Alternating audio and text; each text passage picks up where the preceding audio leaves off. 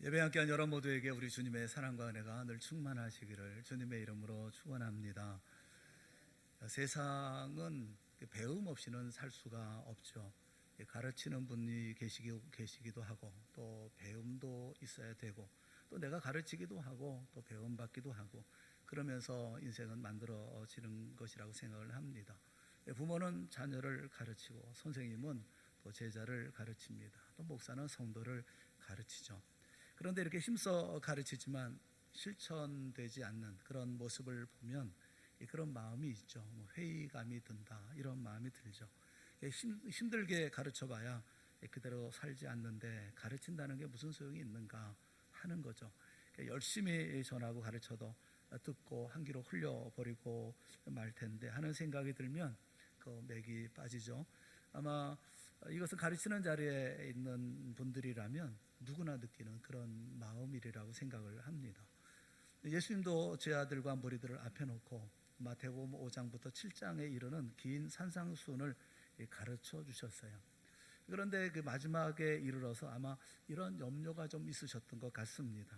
이렇게 말씀을 가르쳤는데 지키지 않는다면 어떻게 할 것인가. 그래서 이 산상수훈을 마무리하시면서 순종에 대해서 아주 강도 높게 말씀을 하시면서 그 끝을 맺으십니다. 마지막 부분에 우리가 잘 아는 그 집 짓는 비유를 가지고 순종하는 자와 순종하지 않는 자의 그런 차이에 대해서 말씀을 하고 계시죠. 그러니까 순종하는 사람은 마치 자기 집을 반석 위에 지은 사람과 같다. 비가 내리고 창수가 나고 바람이 불어도 절대 무너지지 않는다. 예수님의 말씀 위에 세워진 집은 절대 무너지지 않는다. 그 수건은 영원히 남는다. 그렇게 집을 짓는 자는 지혜로운 자이고 순종하는 자가 바로 이와 같은 자다. 이렇게 말씀하시죠.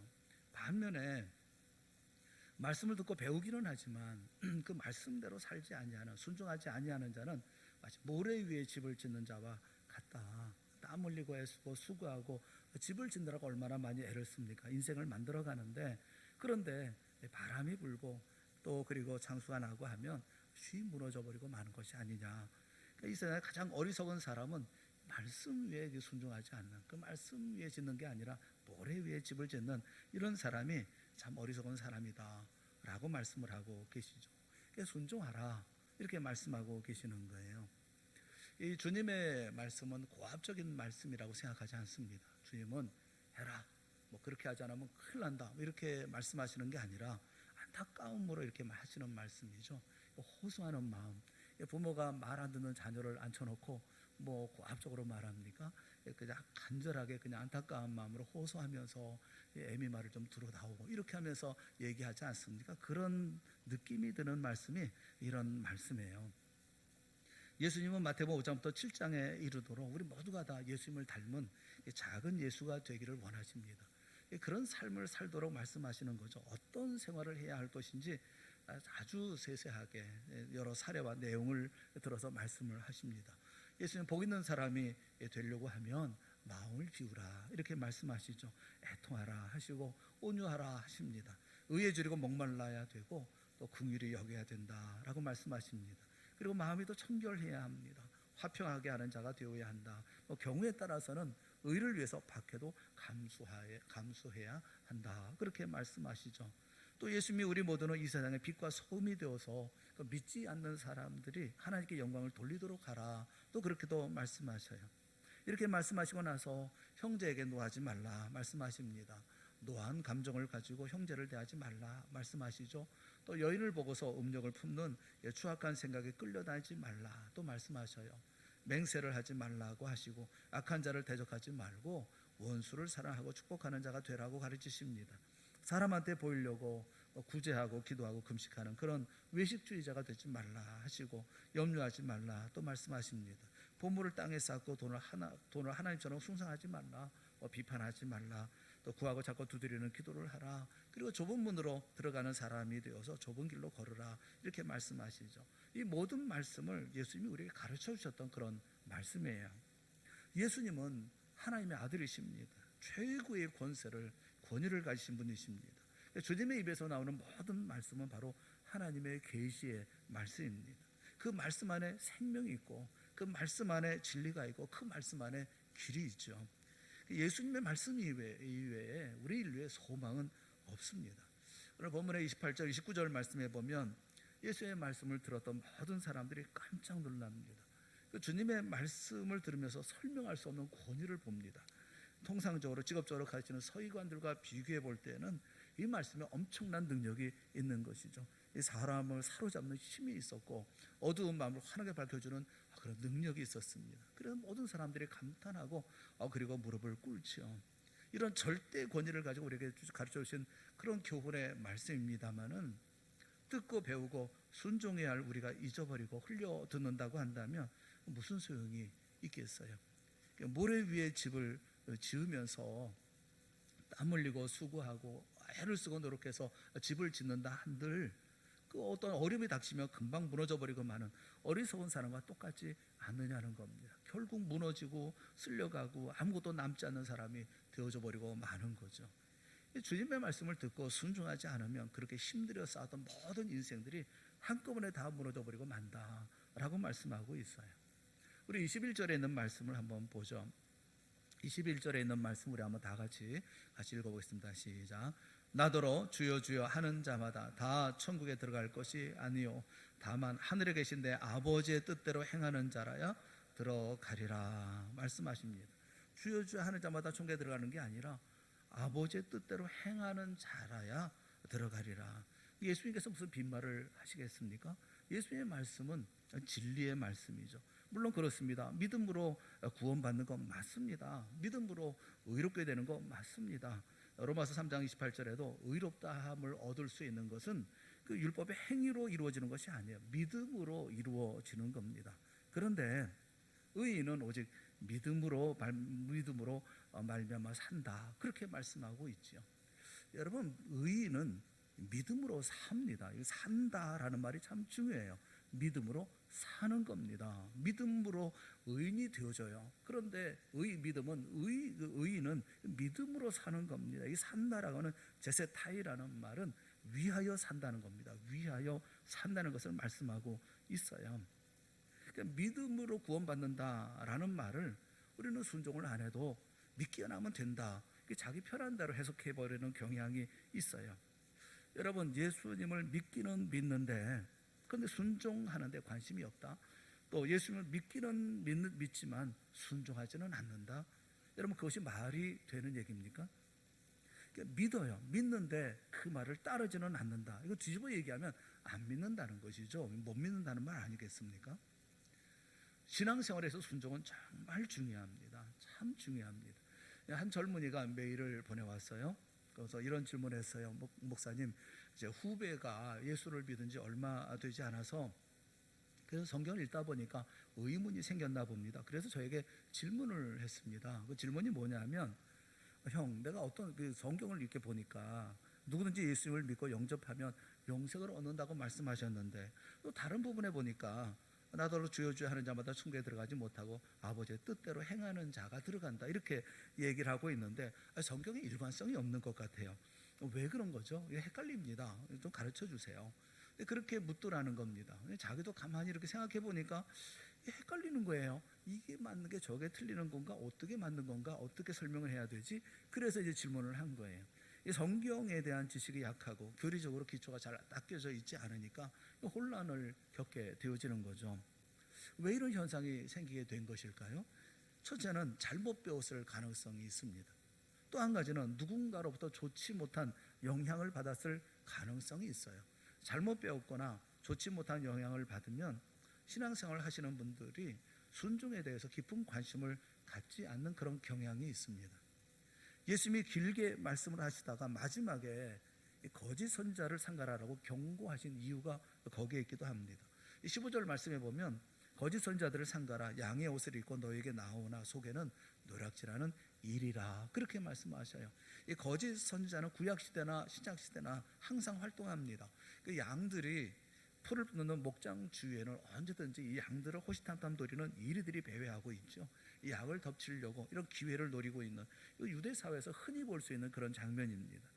그래서 이 노략질하는 일이, 이렇게 표현하고 있죠. 사도 바울도 사도행전 20장에 보면 거짓 선자들을 일컬어서 사나운 일이, 이렇게 표현했어요. 사도행전 20장 29절 말씀에 보면 내가 떠난 후에, 나는 이제 바울이죠. 바울이 떠난 후에 사나운 이리가 여러분에게 들어와서 그 양떼를 아끼지 아니하며, 아끼지 않을 거다. 이게 이 거짓 선지자들에 대해서 얘기를 하고 있죠. 이런 일들이 교회 안에 있고 교회 밖에도 있다. 이들이 어그러진 말 또는 잘못된 가르침을 가지고 사람들을 자꾸 잘못된 길로 유인하고 결국 망하게 한다. 이게 지금 이렇게 교훈을 하고 있고 경고를 하고 있는 거죠. 충격적인 것은 사도 바울로부터 복음을 듣고 예수를 믿었어요. 또 사도의 눈에 들 만큼 신앙생활을 잘하고 주도적인 역할을 했기 때문에 장로로 세움받은 분들이 있습니다. 초대교회에 장로가 된 분들이에요. 그분들 앞에서 사도 바울이 얘기를 합니다. 이렇게 얘기를 해요. 사도행전 20장 30절 말씀을 보면 또한 여러분 중에서도, 여러분은 장로들을 가르쳐 얘기합니다. 그분들 중에서 제자들을 끌어 자기를 따르게 하려고 어그러진 말을 하는 사람들이 일어날 줄을 내가 아노라, 그렇게 얘기합니다. 이 경고하는 거죠. 거짓 선지자들은 교회 밖에만 있는 게 아니라 교회 안에도 있다, 이렇게 말씀하죠. 목사도 예외일 수는 없어요.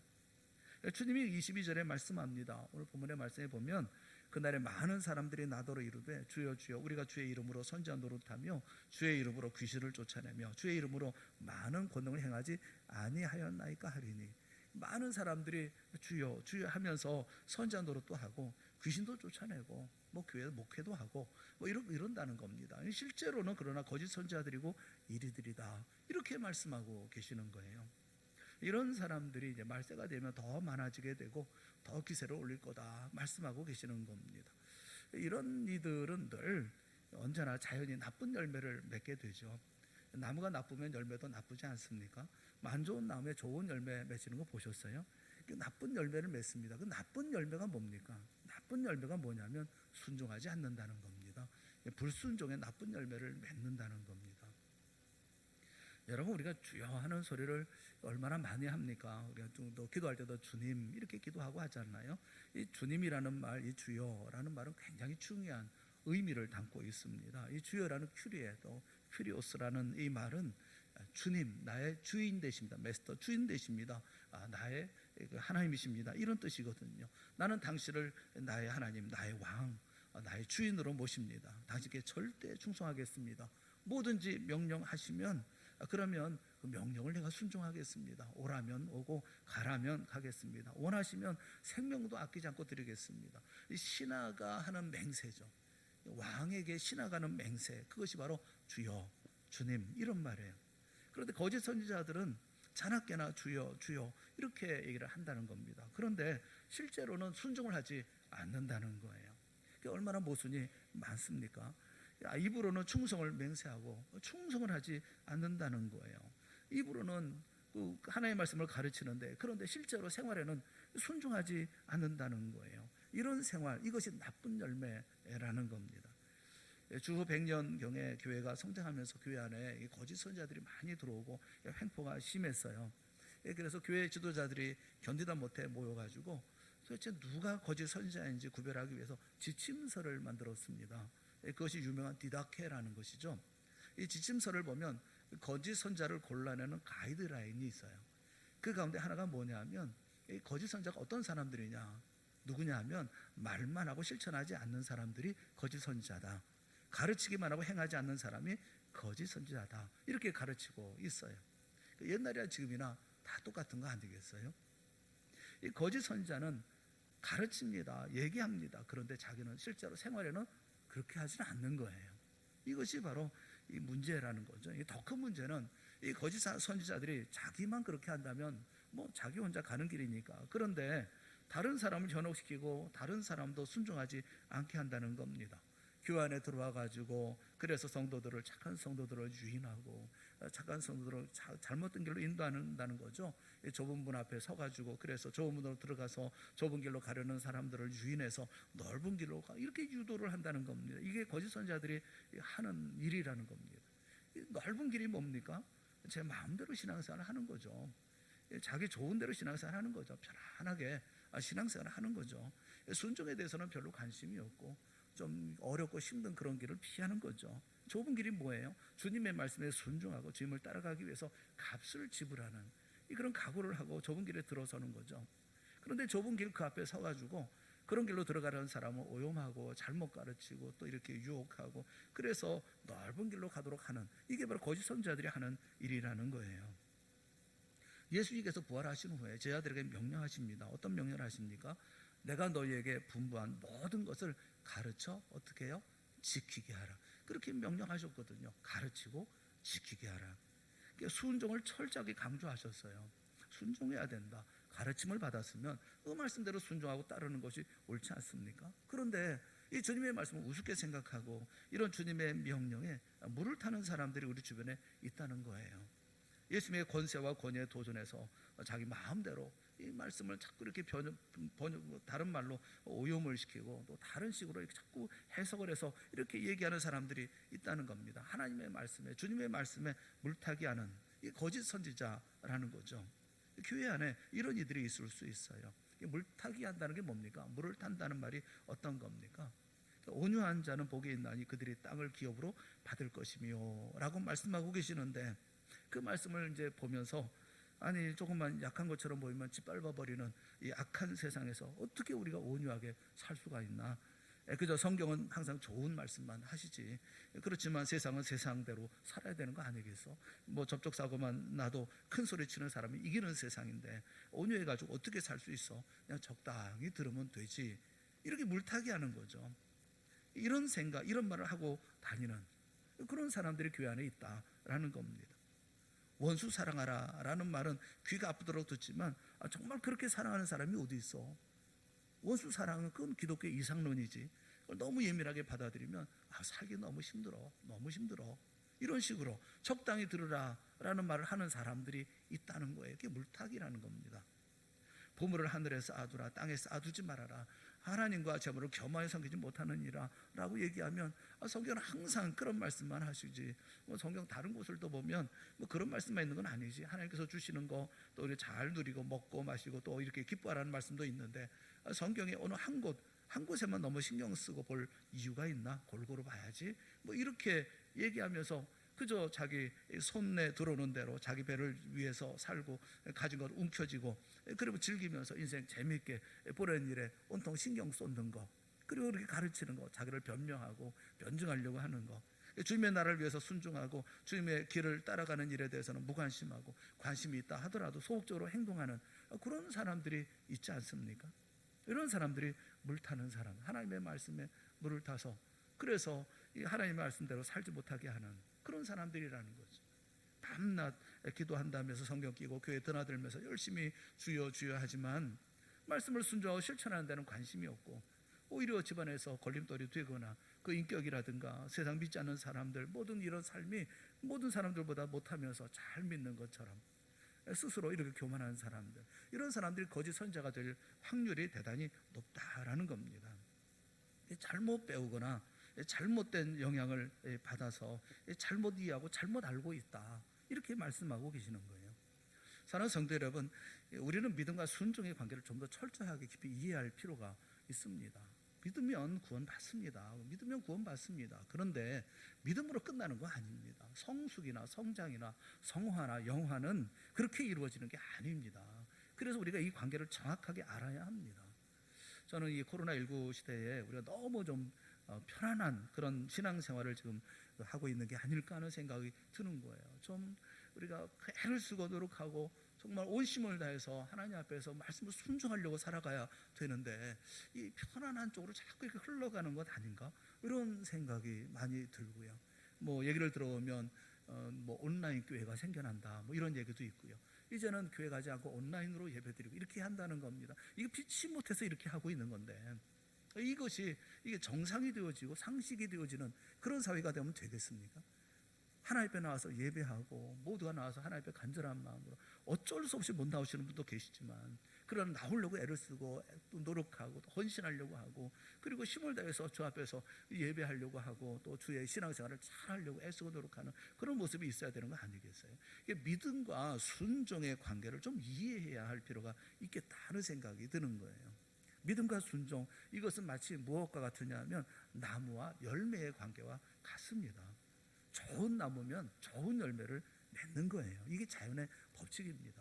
좋은 믿음, 참 믿음은 항상 그 가운데 순종이 있습니다. 이 영적인 불변의 법칙이에요. 여러분 봄에 과수원에 가서 제 씨앗을 심어가지고 지금 파릇파릇 잎이 날 때 그 잎을 보고, 또는 뭐 꽃이 필 때 그 꽃을 보면서 야, 이 사과나무 참 좋은 사과나무다 이렇게 말할 수 있습니까?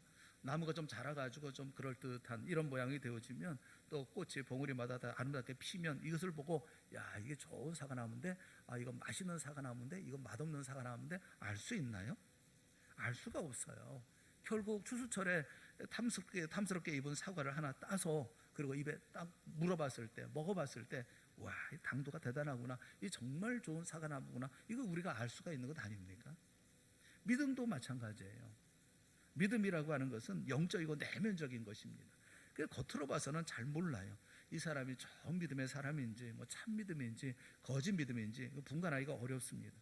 그 사람의 믿음을 평가하려고 하면 그가 얼마나 순종하는 삶을 사느냐 하는 것을 봐야 하는 거예요.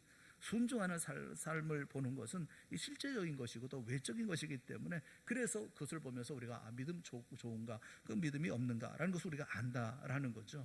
저 사람의 믿음이 진짜라고 판단하는 것은 사는 모습을 보면 우리가 알 수 있는 거죠. 좋은 열매가 열리는 나무를 보고 좋은 나무라고 하는 것처럼, 순종하는 생활을 하는 사람의 믿음을 보면서 좋은 믿음, 참 믿음의 사람이구나 하는 것을 알 수가 있다는 거예요.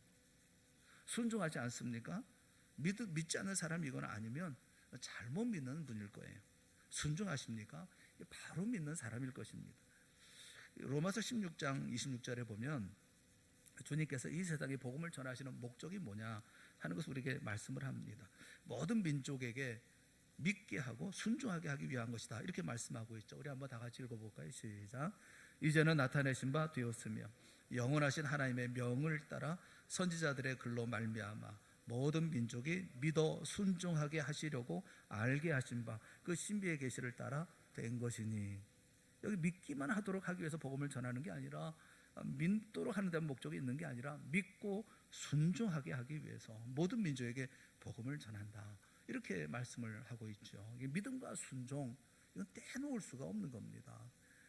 야고보서에 보면 그런 말씀이 있죠. 야고보서 2장 14절에 보면 내 형제들아, 만일 사람이 믿음이 있노라 하고 행함이 없으면 무슨 유익이 있으리요? 그 믿음이 능히 자기를 구원하겠느냐. 지나친 말씀처럼 들리지만 여러분 가만히 들어보세요. 22절에 이런 말씀도 있어요.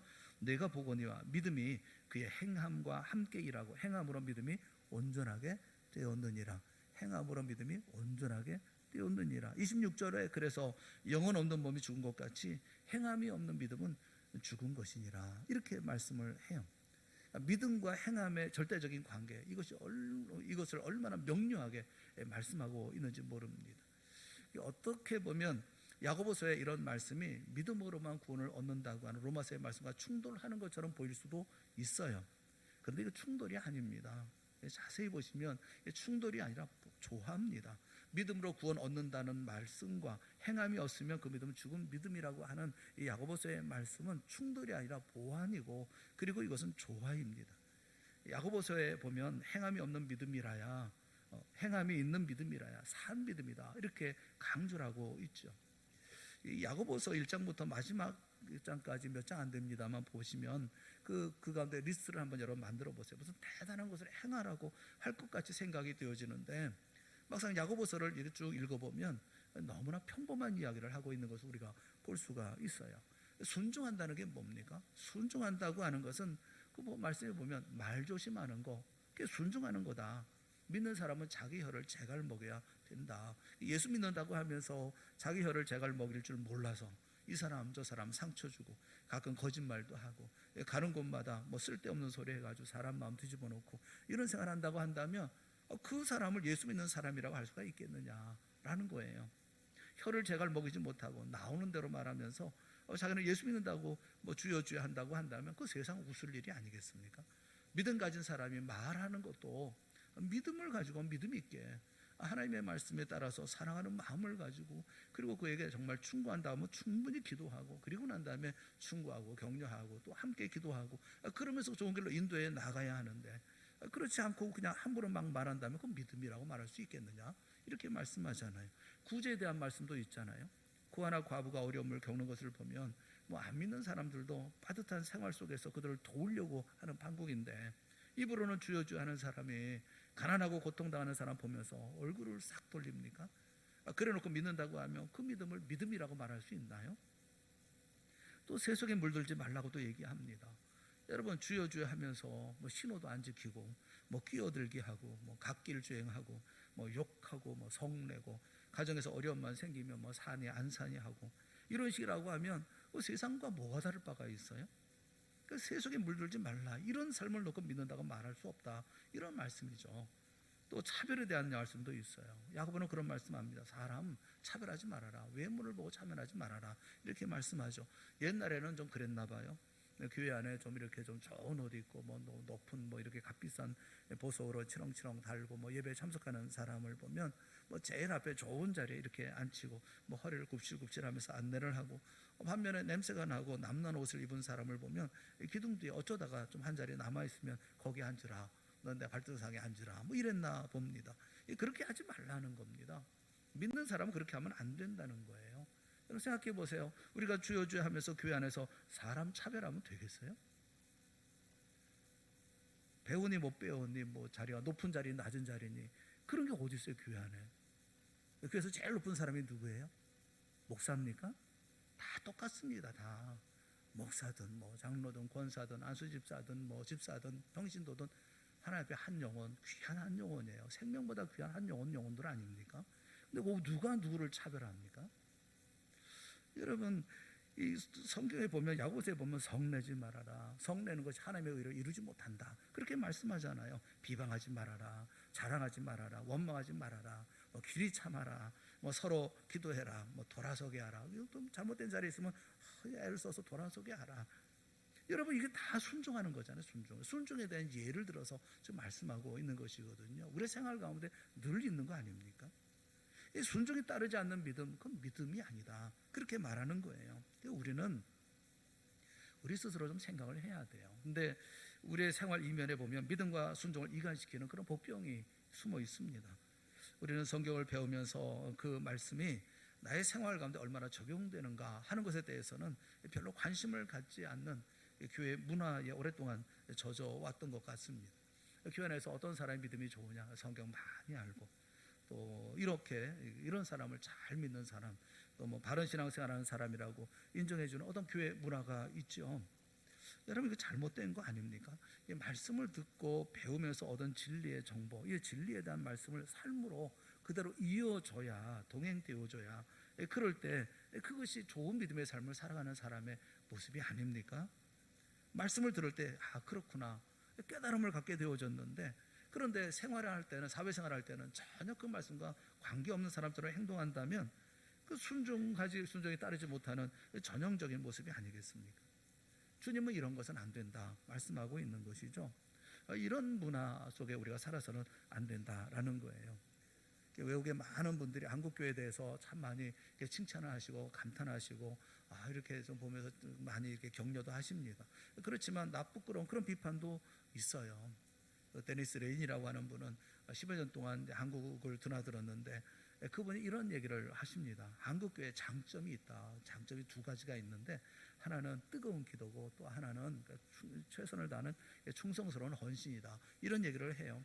한국교회는 좋은 점이 있다는 겁니다. 기도와 헌신이 있다는 거예요. 그건 인정한다. 그런데 말씀을 실제 생활에 적용하면서 순종하는 데는 너무나 비어있다, 그렇게 얘기를 해요. 여러분, 이 말을 바꾸면 순종이 빠져있는 신앙생활에 열을 올린다는 말이 아닙니까? 한국교회가 이런 모습이라는 겁니다. 순종이 빠져있는 그런 신앙생활에 열을 올린다고 한다면 여러분, 하나님이 이런 신앙생활을 받으시겠어요? 순종하지 않는 사람의 기도를 하나님께서 들으시겠습니까? 순종하지 않는 사람의 헌신을 하나님이 기뻐하시겠습니까? 그래서 믿음 생활의 순종은 정말 생명과 같이 중요한 겁니다. 우리가 믿는다면 그것이 사실인 것처럼 행동하는 것이 믿음이에요. 믿음이란 그런 거예요. 믿으면 그 믿음이 진짜 사실인 것처럼 행동하는, 그것이 살아있는 믿음이 아닙니까? 그러니까 믿는다 하면서도 실제 행동에서는 전혀 그 믿음이 어떤 증거가 보이지 않는다고 한다면 그건 믿는 것입니까? 하나님의 자녀의 믿음은 그런 믿음이 아닙니다. 천국 가는 믿음은 그런 믿음이 아니에요. 예수 그리스도를 나의 구주로 고백하고 예수님을 닮아가고자 하는 이런 열정을 가진 자의 믿음은 그런 믿음이 아닙니다. 신학자 본회포는 믿는 자는 순종하고 또 순종하는 자만이 믿는다, 그렇게 정의를 내린 적이 있어요. 예수님이 우리에게 산상수훈을 주시면서 순종할 것을 이렇게 다짐하신 이유가 있습니다. 우리 모두가 다 작은 예수가 되기를 원하는 거죠. 정말 성숙한 믿음의 삶을 살기를 원하시는 거죠. 생각해보니까 얼마나 놀라운 일입니까? 영광스러운 일이잖아요. 나 같은 사람이, 나 같은 죄인이 예수님을 닮아서 하루살이 같은 내가, 원수된 존재 같은 내가 하나님의 거룩한 아들과 딸로, 딸의 삶으로 이렇게 딸의 옷으로 변할 수 있다고 주님이 인정해 주시는 거 아닙니까? 그래서 이렇게 교훈하시는 거 아닙니까? 얼마나 그 영광스러운 일이겠어요. 여러분, 주님께서 말씀하시는 것은 이 믿음과 순종의 과정을 통해서 우리 예수님을 닮아간다라는 것을 말씀해주고 있습니다. 믿음과 순종을 통해서 우리가 주님의 모습을 닮아가는 이것은 얼마나 큰 특권이고 얼마나 큰 영광이겠어요. 이렇게 주님을 닮아가기 위해서 한마디 한마디 그 말씀에 순종하고 정성을 다해 따르는 사람에게는 하나님께서 주시는, 또 주님이 주시는 그만이 아는 은혜가 있어요. 그 은혜가 있어서 우리가 순종할 수가 있는 겁니다. 여러분, 왜 우리 신앙생활 하면서 이렇게 참 어렵고 힘들고 참 침체되고 기쁨이 없고 평안이 없습니까? 기도가 없기 때문에 뭐 그런 이유도 있습니다. 그런데 기도보다 더 큰 이유가 있다면 그것은 순종을 안 하기 때문에 그렇습니다. 순종하는 삶을 살아보십시오. 좀 부딪혀보고 또 말씀대로 살아보려고 몸부림쳐 보십시오. 그리고 이루어질 때 하나님께서 주시는 은혜가 어떤 것인지 여러분 경험해 보십시오. 그러면 우리의 삶이 그렇게 낙심되고 이렇게 기쁨도 없고 그냥 뭐 이런 삶을 살지는 않아요. 밤 12시, 새벽 1시에 누가 전화한다면 한참 자는데 벨소리가 울려서 깬다고 한다면 어떻겠어요? 마음이 편안하겠습니까? 제가 살고 있는 곳에 주차장이 잘 안 돼 있어서 옛날 주차장이라 그 일렬로 되게 돼 있습니다. 먼저 어느 차가 맨 안에 들어가고 이렇게 해서 일렬로 되도록 되어져 있습니다. 근데 저는 새벽에 제일 먼저 나오거든요. 그 식구들 가운데 제일 먼저 새벽에 나오기 때문에 맨 앞에 차를 주차해야만 합니다. 다른 분들 다 뭐 새벽에 나와서 옮겨라 이렇게 할 수가 없기 때문에 그분들 양해를 구해서 제가 제일 앞에 두겠습니다. 이렇게 그분들도 제가 목사인 줄 알기 때문에 다 이해해 주십니다. 그래서 제가 항상 보면 맨 앞에 이렇게 차를 세워놓습니다. 집에 들어가면 차를 세워놓고 그러면 이제 오시면 이제 차를 좀 바꿔주세요. 그러면 이제 제가 빠지면 또 안에 집어넣고 이렇게 해서 하는데, 그런데 이 차를 주차하는 분들 가운데 한 분은 꼭 매일 새벽 1시나 2시에 전화하셔요. 그때 들어오시는 거예요. 들어오셔서 전화합니다. 새벽에 전화를 합니다. 전화하셔서 좀 차를 좀 빼달라. 그럼 내가 이제 차를 넣겠다. 뭐 이렇게 얘기하시는 거예요. 한참 자다가 전화 받으면 그거 쉽지 않습니다. 여러분 1시 2시에 일어나서 차 빼주고 올라와서 또 금방 이렇게 잠이 안 와요. 한동안 잠도 못 잡니다. 새벽 예배는 나가야 되겠고 잠은 좀 자야 되겠고 그런데 이 참 어려워요. 참 힘들고 그런데 그분들을 보면서 그리고 또 전화가 오는데 제가 짜증을 내거나 화가 나지를 않아요. 제 마음속에 그런 마음이 들어요. 제가 워낙에 괜찮은 사람이라 그런 게 아니에요. 뭐 괜찮거나 말거나 그건 어쨌든 힘든 겁니다. 새벽에 한참 잘 때, 곤히 잘 때 벨소리 울려가지고 또 그것도 전화해가지고 뭐 좀 차 좀 바꿔 대주세요. 이렇게 하면 하고 힘듭니다. 근데 저 마음이 좀 편안해요. 그리고 얼른 또 뭐 옷 갈아입고서 내려가서 또 이제 차 빼주고 또 그다음에 그럼 이제 잘 들어가십시오. 인사도 하고 그러고 올라오고 매일 그러거든요. 보면서 전 그런 생각이 들어요. 내가 내 마음대로 되는 것은 아닌데 왜 내 마음에 측은하게 보일까? 왜 그 사람들이 안 되게 보일까? 새벽에 들어오는 모습을 보면서 그냥 안 됐더라고요. 내가 좀 도와줄 수 있는 일이 있으면 도와줬으면 좋겠다. 이런 생각이 들더라고요. 저는 생각하면서 그런 생각이 들어요. 모두가 다 편안하게 하고 사랑하고 그들을 위하고 그들에게 불편하지 않도록 하려고 하는 그 마음을 가지고 주의 말씀을 순종하려고 하니까 하나님께서 또 그런 마음도 주시는가 보다. 그런 생각이 들더라고요. 여러분 순종하려고 해보세요. 하나님께서 우리가 어떤 마음을 주시나, 어떻게 순종하게 하시나, 이런 경험해 보세요. 이사야서 46장 3절 오늘 새벽에 본 말씀인데 이렇게 말씀합니다. 야곱의 집이요 이스라엘 집에 남은 모든 자여 내게 들을지어다. 배에서 태어남으로부터 내게 안겼고 태에서 남으로부터 내게 업힌 너희요. 이스라엘 백성들에게 말씀하면서 내게 안겼고 태어서 남으로부터 태어나부터 내게 업힌 너희여, 이렇게 말씀을 하셔요. 근데 그 다음 말씀이 더 놀라워요. 그 다음 4절에 보면 너희가 노년에 이르기까지 내가 그리하겠고 백발이 되기까지 내가 너희를 품을 것이라, 그렇게 말씀하셔요. 노년이 되기까지 내가 너희를 안고 업을 것이고 백발이 되기까지 내가 너희를 품을 것이다. 왜냐하면 내가 지었은즉 내가 업을 것이고 내가 품고 구하여 내리라, 그렇게 말씀을 합니다. 우리는 하나님의 사랑 가운데 있는 사람들 아닙니까? 우리를 안아주시고 우리를 업어주시고 품어주시고 구하여 낼 것에 대해서 우리에게 말씀해 주고 계시지 않습니까? 출애굽기 19장 4절에 말씀해 보면 독수리 날개로 너희를 업어 내게로 인도하였음을 너희가 보았느니라. 독수리 날개로 너희를, 이스라엘 백성들의 광야 길을 독수리 날개로 내가 너희를 업어서 내게로 인도했다 말씀하고 있고, 또 시편 17편 8절에 보면 나를 눈동자같이 지키시고 주의 날개 그늘 아래 감추셨다, 이렇게 말씀하고 있죠. 여러분, 순종하려고 하면 주님께서 우리에게 은혜를 베풀어 주십니다. 주의 말씀에 순종할 수 있도록 힘을 주시고 은혜를 주셔요. 순종하는 사람이 그래서 독수리 날개를 봅니다. 순종하는 사람이 주의 날개를 보는 겁니다. 순종하는 사람이 하나님의 강한 손을 보고 순종하는 사람이 능력의 하나님의 편팔을 보게 되어지는 거예요. 순종하지 않으니까 힘든 거 아닙니까? 순종하지 않으면 더 편할 것이라고 생각할지 모르지만 다 무너진다, 그렇게 말씀하는 거예요. 모래 위에 집을 지었다가 몽땅 무너지고 주저앉는 신앙생활이 된다 말씀하고 그렇게 우리에게 경고하고 계시는 거 아닙니까? 비록 예수의 말씀에 순종하는 것이 좁은 길처럼 힘들어 보인다 할지라도 주님 사랑한다고 한다면, 주님 사랑하는 마음으로 순종할 때 하늘로부터 오는 은혜가 파도같이 우리에게 밀려 들어오고 또 그런 가운데 행복한 신앙의 삶을 사는 게 아닙니까? 우리가 만나는 많은 상황이 있어요.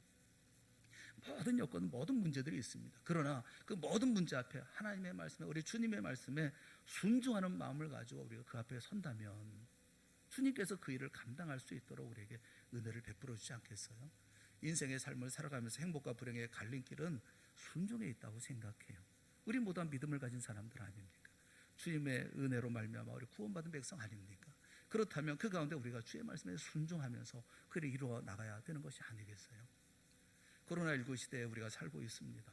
그런데 우리는 결코 이 코로나19로 말미암아 벌어진 여러 상황들 속에 그 가운데서 우리가 편안함에 이렇게 익숙해져서는 안 된다고 생각을 해요.